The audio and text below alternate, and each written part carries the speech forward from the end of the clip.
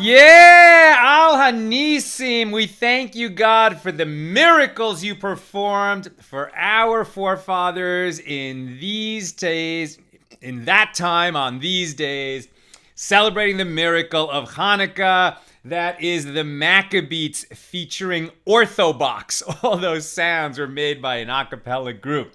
How are you, my holy sisters and brothers? A good and Erev Shabbos to you and a Freilich in Hanukkah. It is Hanukkah. We're in the first day of Hanukkah. Let's light up the darkness.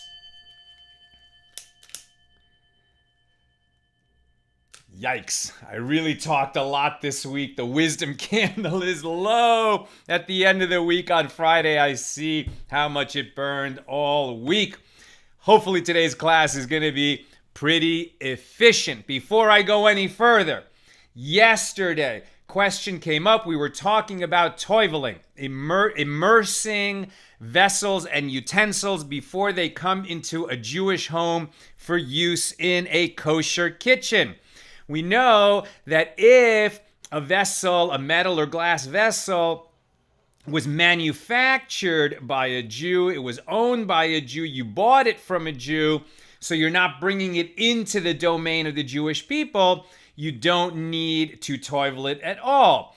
If you're buying it from a non-Jew, which is usually the case, so then you have to immerse it in the mikvah and say the blessing that we're commanded to, because we're commanded to immerse and purify, as we learned from Elazar, the high priest, when the children of Israel had a war with the Midianites. That's the source of this law in the book of Deuteronomy. So then the question that came up was, well, when you buy a utensil or a vessel from a company that is owned by a partnership of Jews and non-Jews, so you immerse it because it was owned by non-Jews, but you don't say the blessing before immersing because it was also owned by a Jew. It was a partnership. And the question that came up yesterday was, well, what if you buy from a big public company that has lots of shareholders? Presumably some of them are Jewish, at least some of them are Jewish, even though it's an American public company. Clear, almost certainly the majority of the shareholders are not Jewish.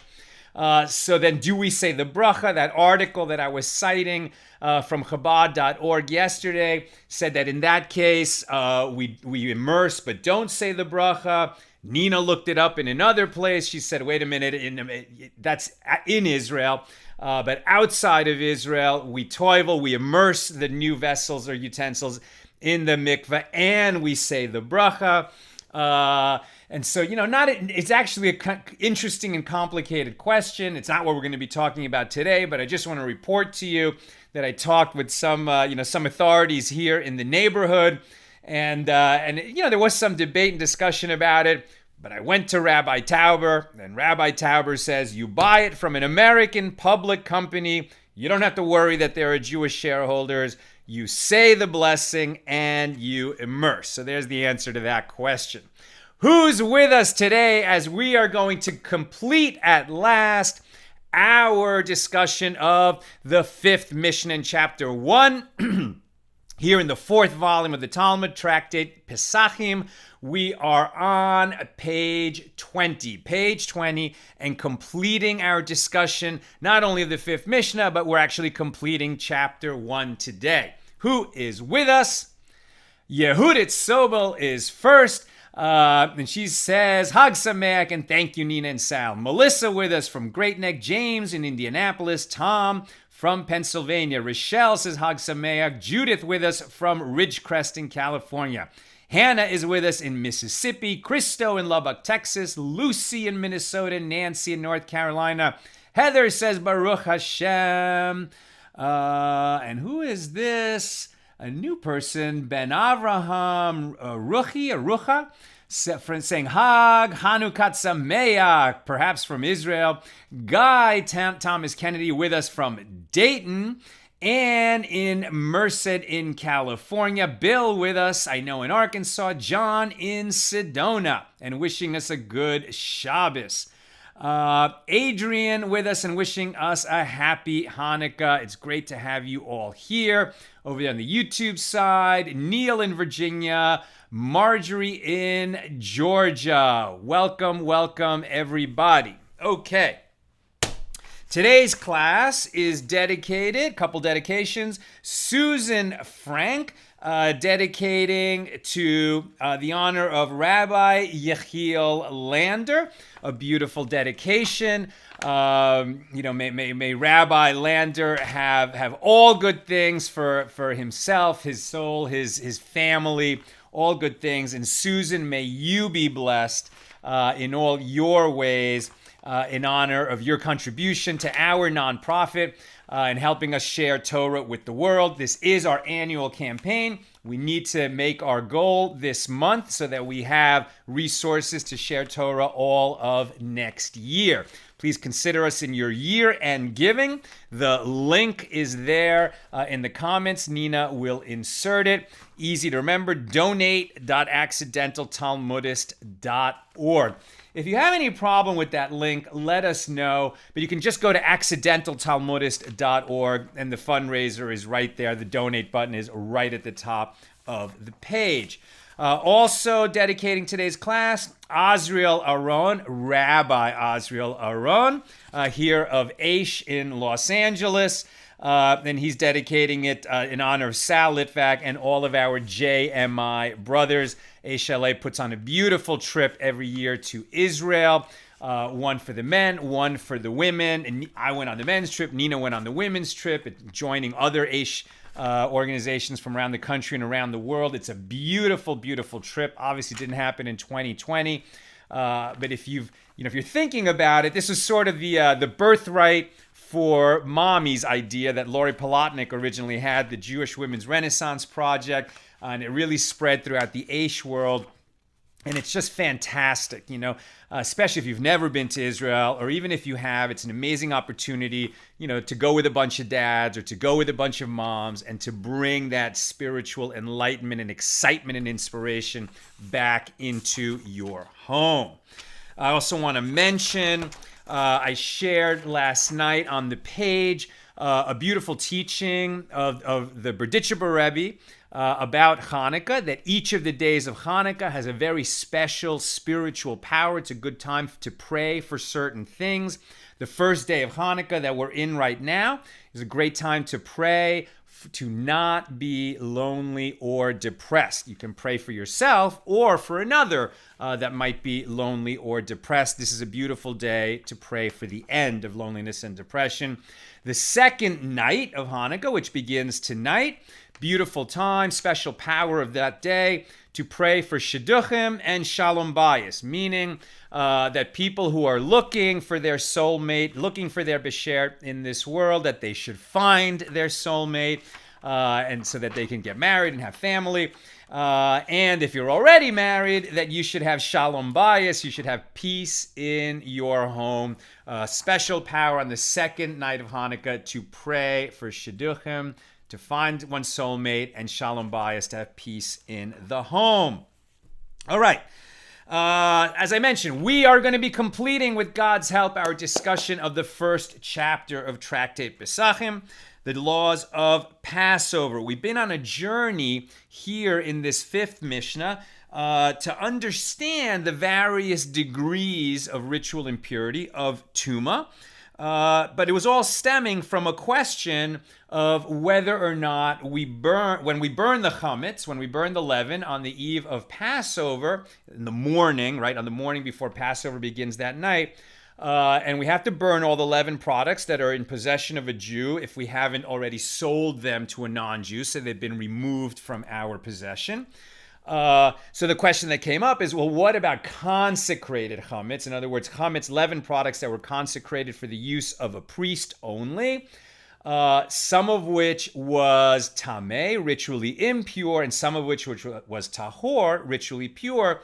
Do we mix those things together to burn them together that morning before Passover starts? They're just going to be destroyed anyway. Rabbi Meir said, yes, you can mix them together. But Rabbi Yosei said, no, you can't mix them together because even though they're going to be destroyed, we do not mix impure consecrated things with pure consecrated things because we want to always guard the purity of consecrated foods.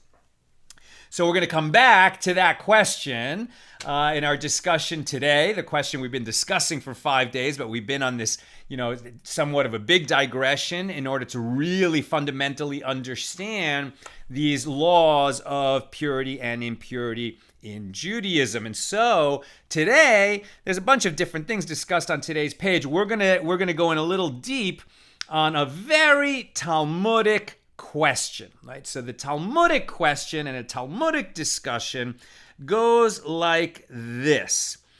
Okay, wait, hold on a second. Okay, so what if an animal is brought as Kodesh? It's brought to be a sacrifice when the temple is standing. It's brought to Jerusalem so that it can be offered up on the altar, right? So before, we don't put living animals on the altar. First, it has to be shechted. It has to be slaughtered in a kosher manner. And then, depending on what kind of offering it is, either all of the animal or some of the animal or just a small part of the animal is going to be brought on the altar. So it's already been slaughtered. It's already been killed. So what's being offered on the altar is the meat of that animal. What happens when they find a needle in the animal after it was slaughtered, meaning a metal needle? Now, earlier in the discussion, it was mentioned that it was a needle that somebody recognizes as a needle that came into contact with a person who touched a dead body or even into contact with the dead body. Today, in our discussion right here, that's not mentioned, so it's a little unclear to me whether we know the needle is tamei, we know that it is ritually impure, or whether we don't know, and so we have an uncertainty. It's possible that that needle became tamei. So I'm not sure whether we're discussing with a certain impure needle or a possibly impure needle, but let's just continue the discussion.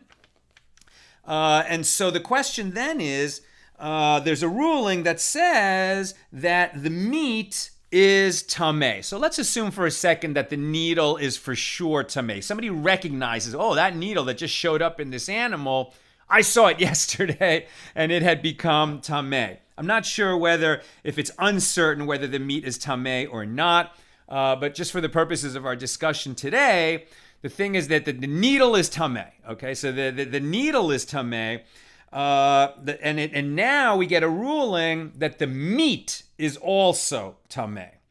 Now that's surprising. Why does that surprise us? That a needle, which is ritually impure, it came into contact with some kind of impurity, possibly very strong impurity, and now it's found in this animal that was slaughtered prior to being brought up on the altar as a sacrifice.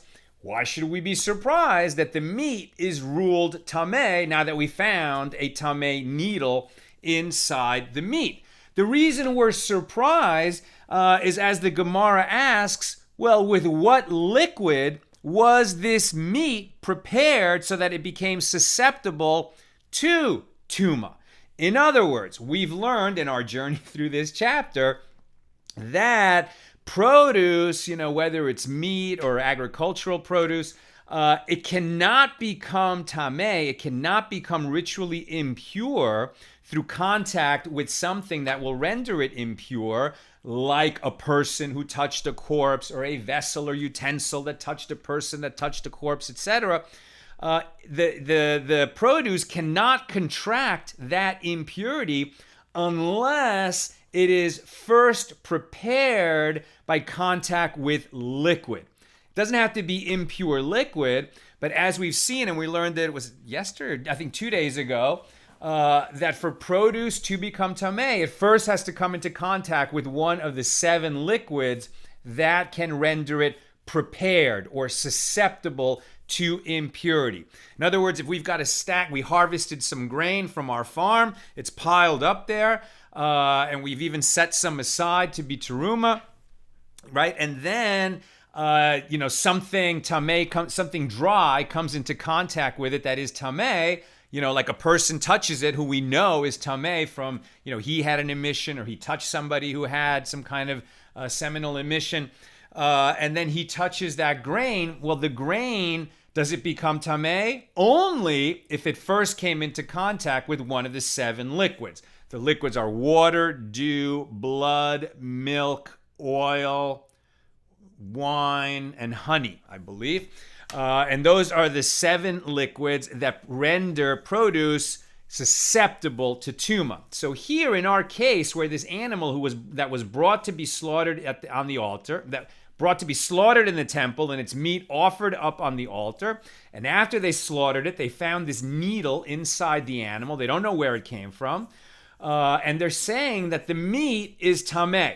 Right, so maybe we know that the needle, I'm not sure. Like I said, I'm not sure if it's because of uncertainty, because the needle might be tamei, or because the needle definitely is tamei. But the question we're asking is, well, with what liquid did that meat come into contact, since we slaughtered the animal and now we're cutting open the meat and we find the needle right there? What liquid came into contact with the meat of that animal so that it is susceptible to tumah?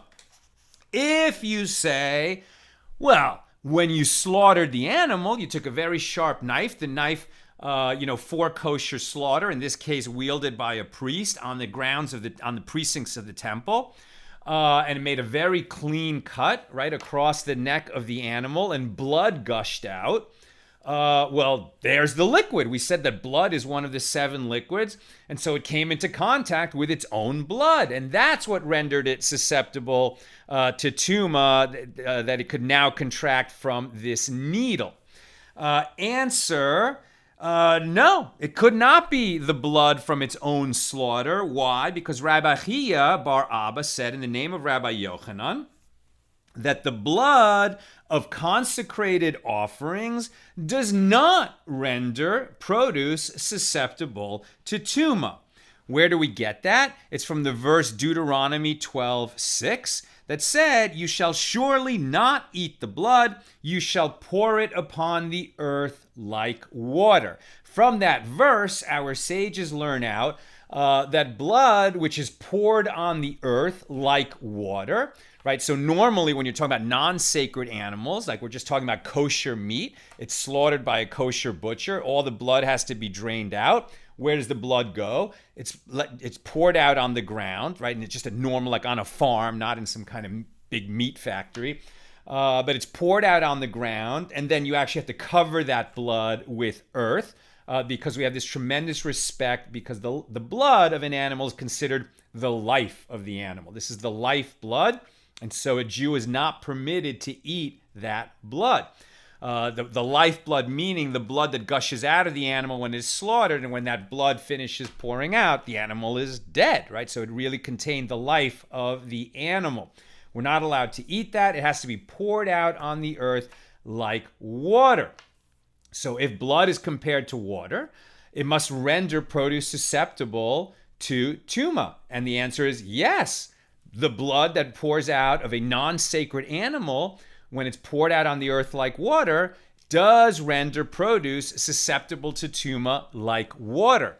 But the blood of a kodesh, of a consecrated animal that is brought to be offered up on the altar, is not poured out on the earth like water. Rather, it is captured in a vessel, and some of that blood is taken to the altar and sprinkled on the altar. That blood, because it's a consecrated animal, is treated with tremendous dignity and respect, and it's for the sake of God, right? It's a sacrifice brought to God. So that blood does not render produce susceptible to tumah. It is not compared to water, and being one of the 7 liquids that can render produce susceptible to tumah. So therefore, when the animal was slaughtered, right before they found the needle in its flesh, the blood that came out, does not render it susceptible to tumah, since it's a consecrated animal. So where did the liquid come from that rendered this meat, this flesh, susceptible to tumah? If you say it was rendered susceptible by the liquids of the temple, of the slaughterhouse in the temple. What liquids? In the slaughterhouse, there's two liquids. There's blood.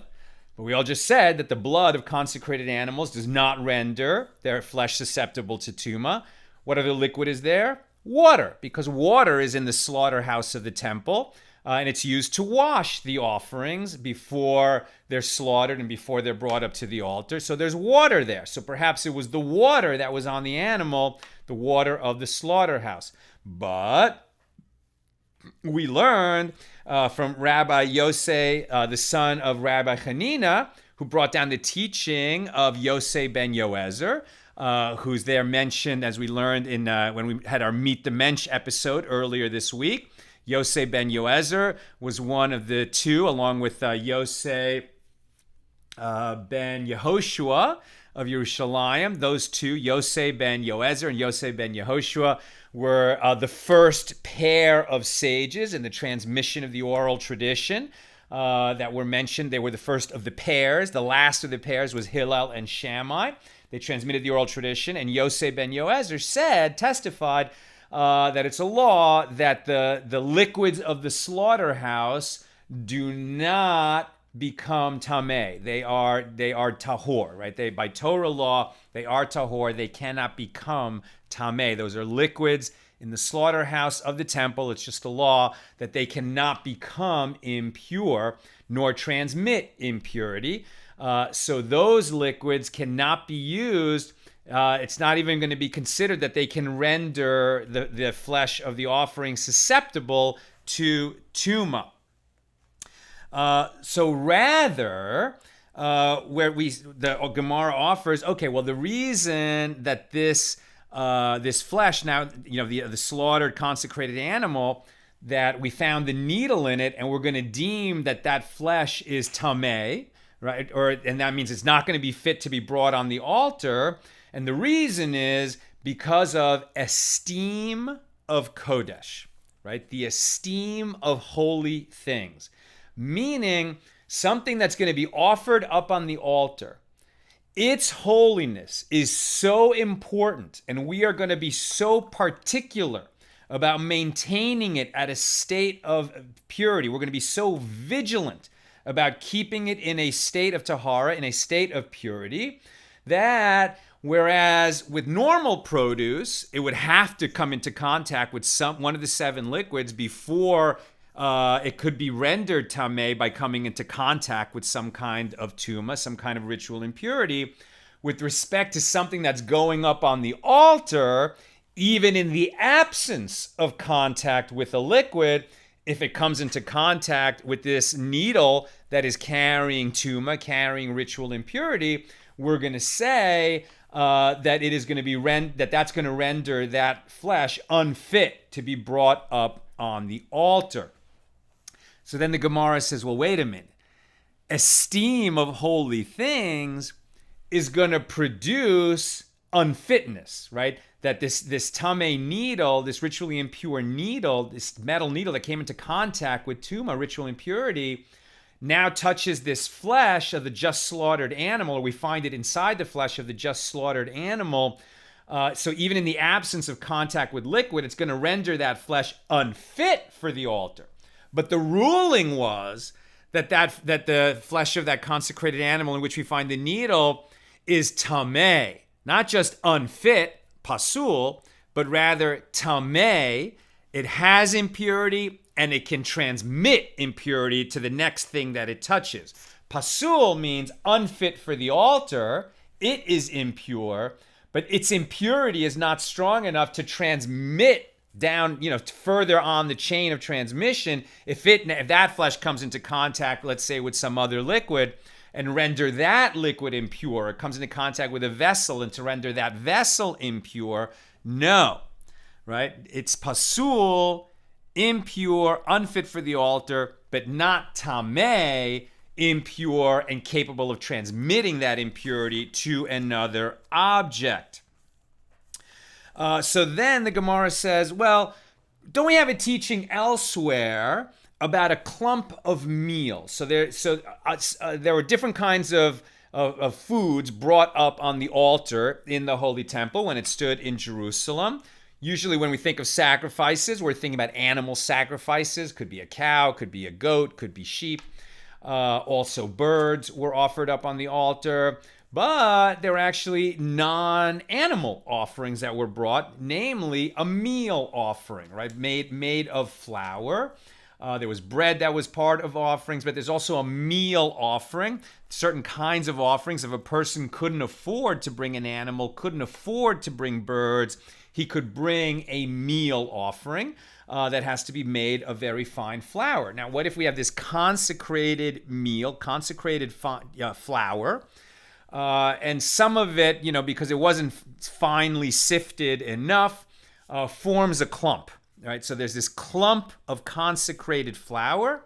It has not come into contact with a liquid.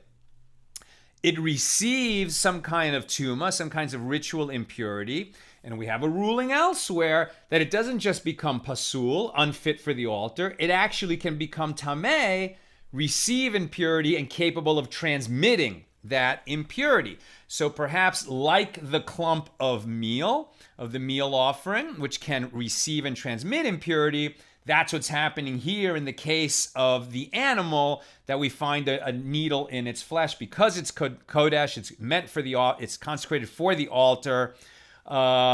Therefore, it can receive and transmit tumah from that needle in the flesh. Perhaps Rabbi Yehuda says in the name of Shmuel, no, we're not going to learn what's the needle in the cow from the case of the clump of meal. Rather, says Rav Yehuda in the name of Shmuel, this was a very specific case, the needle in the animal. This was actually a cow that was brought to Jerusalem to be a shalami. Okay, so that's a particular consecrated offering. There are different kinds of offerings, right? There's the olah, which is brought on the altar and burned up in its entirety. There's the todah, the thanksgiving offering. There's the guilt offering, the asham offering, and there's the shalamim, the peace offering. So and each of the different kinds of offerings had different procedures and requirements associated with it. The peace offering, part of its procedure was that the hide would belong to the owner, right? Some of the other offering, like the olah, all of it gets burned up on the altar. But I think perhaps the sin offering, the hide would become a gift to the priests in the temple. But the peace offering, the hide is kept by the owner, the one who brings the offering. And apparently it was a practice of people who were bringing a peace offering that on the way into Jerusalem, they would take their cow through a river. Right?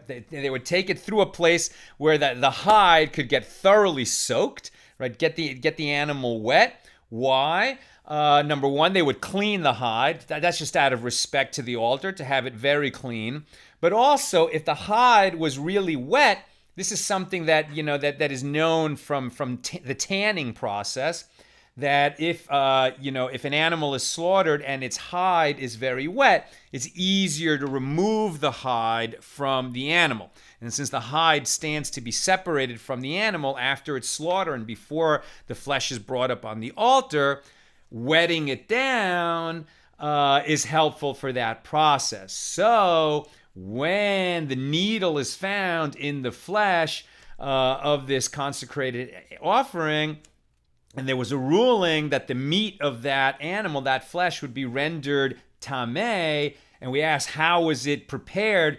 With what liquid came into contact with that animal so that it was prepared for tumah to receive it from that metal needle? The answer is it was the water that the owner used to wash and soak the hide of the animal as it was being brought into Jerusalem and up to the Temple Mount. And that's our answer.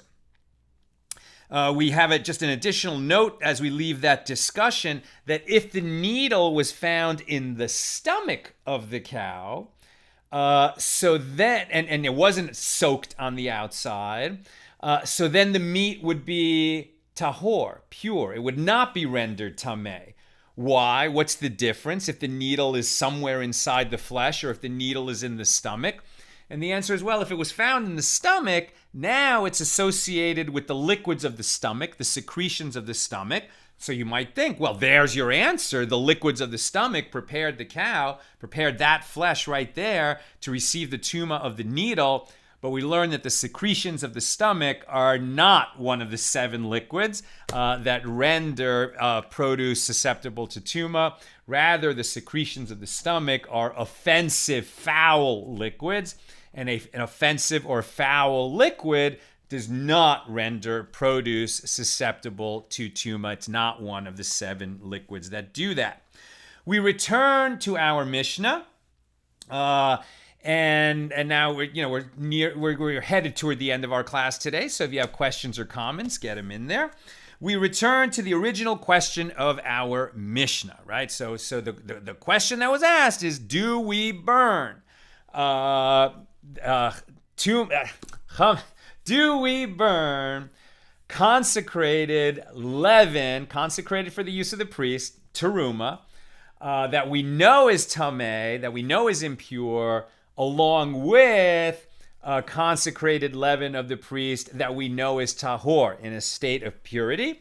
And Rabbi Meir said, yes, we combine those. And Rabbi Yossi said, no, we do not. Rabbi Yossi says to Rabbi Meir, the reason we know that we don't mix those things, and he brings a proof from a dispute between Rabbi Yehoshua and Rabbi Eliezer.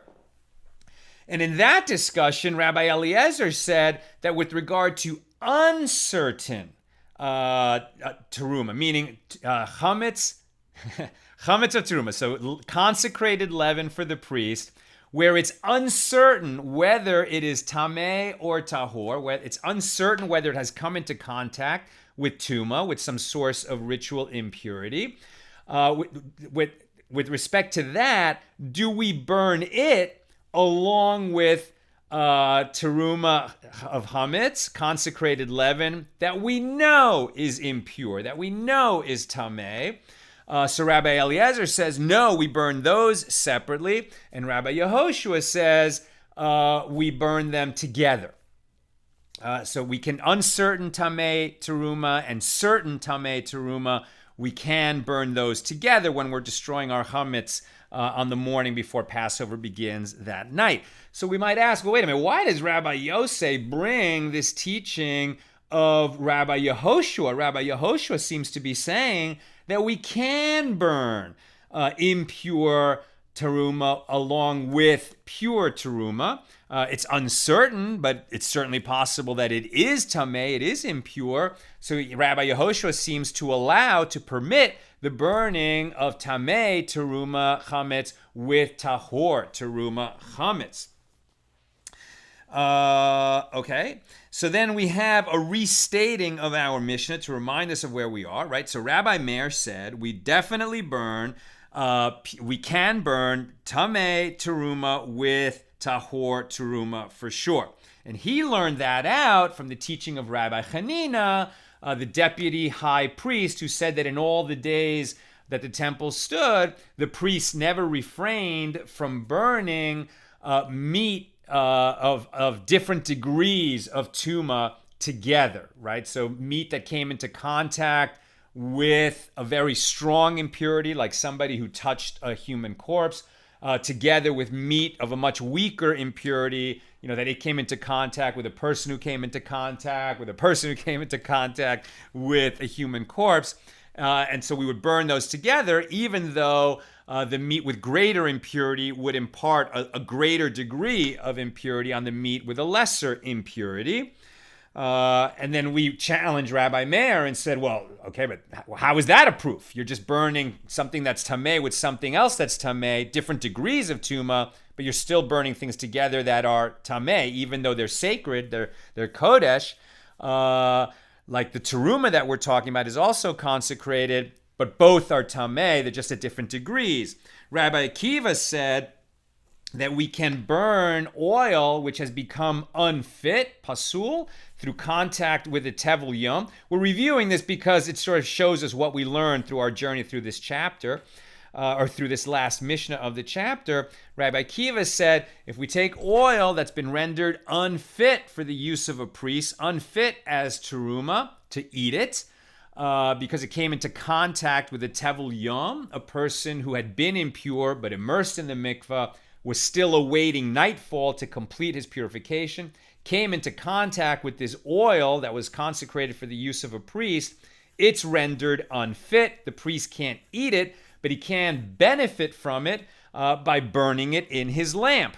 Let's say that his lamp had come into contact with a person who touched a person who touched a corpse. So the vessel, the lamp itself, is at a much higher degree of impurity than the oil that's going to go into it. Rabbi Kiva said that's no problem. We can mix this unfit oil, not tamei, but pasul, unfit, with the certainly tamei lamp.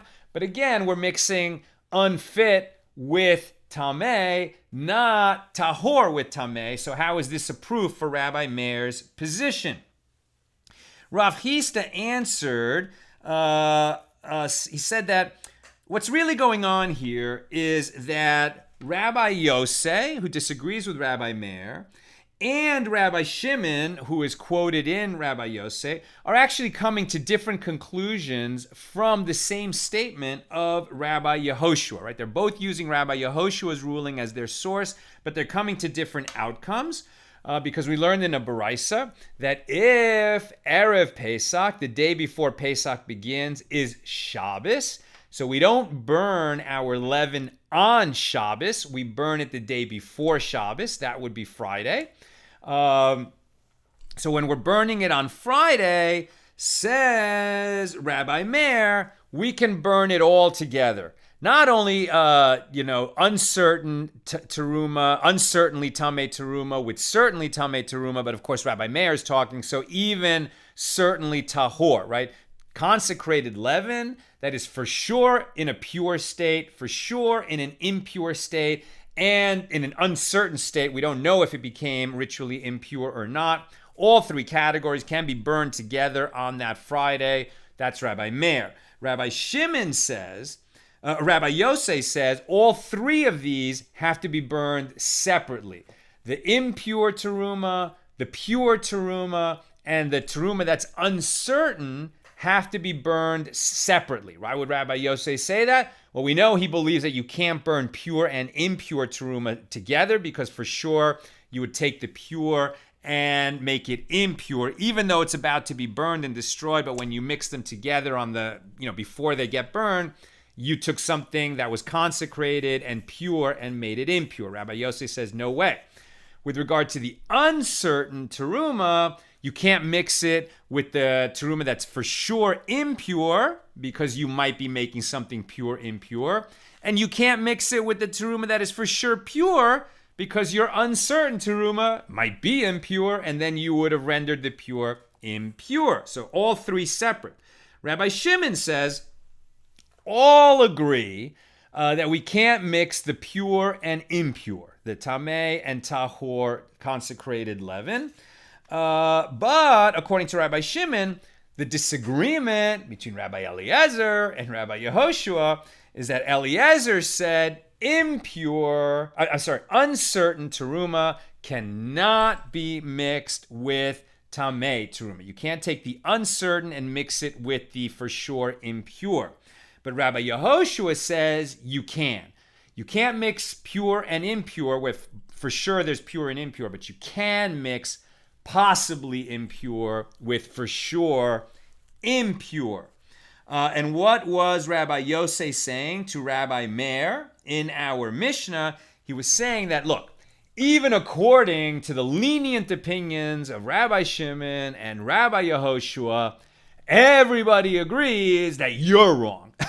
Right? Even though they disagree on how we're going to handle possibly impure, everyone agrees that it's for sure pure and for sure impure chametz, leaven, that's consecrated, teruma, We can't mix those and burn them. And indeed, that is the halacha. We don't mix those when we burn the chametz on the eve of Passover.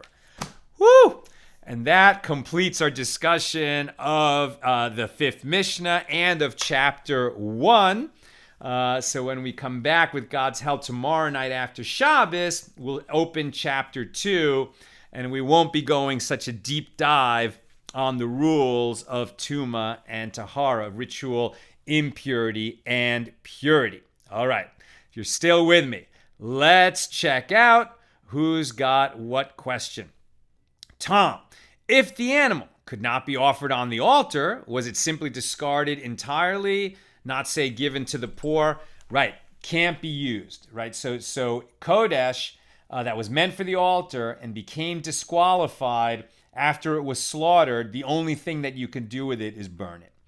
If an animal that was consecrated developed a blemish so that it could no longer be offered on the altar, they don't destroy it. It's a living animal, but neither could you give it for the use of the poor. It was sort of left to graze, and then I don't remember what happens after it's dead. But basically, once it's consecrated, it's got to go to the altar, and if it can't go on the altar, if it's already been slaughtered and it can't go on the altar, it just needs to be burned up. Nobody can benefit from it. That's kodesh. Teruma, consecrated for the use of the priest, is a lower level of sanctity, sacred, but not as sacred as kodesh, meant for the altar.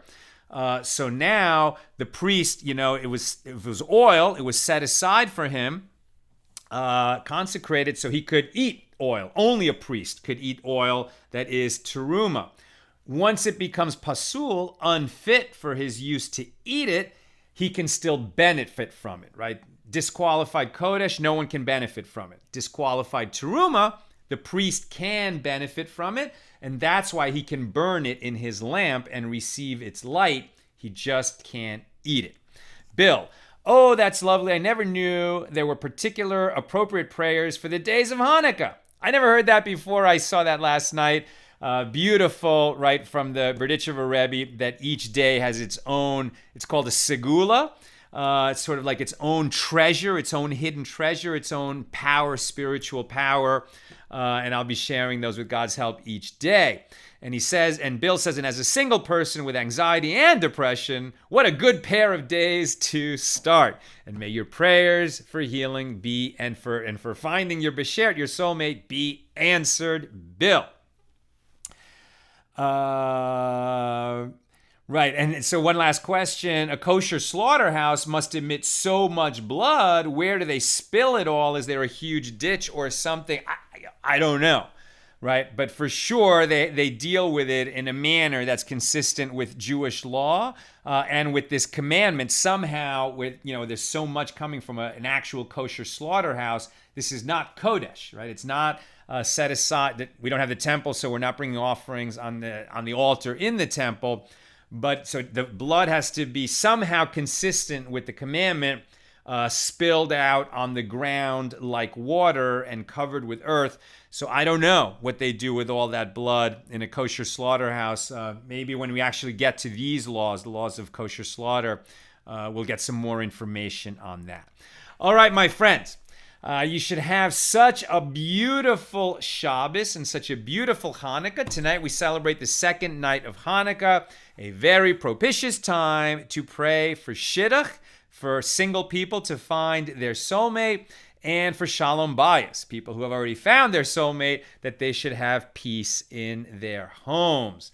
Wishing you a good Shabbos and a freilichen Hanukkah, a beautiful, joyful Hanukkah. All the best.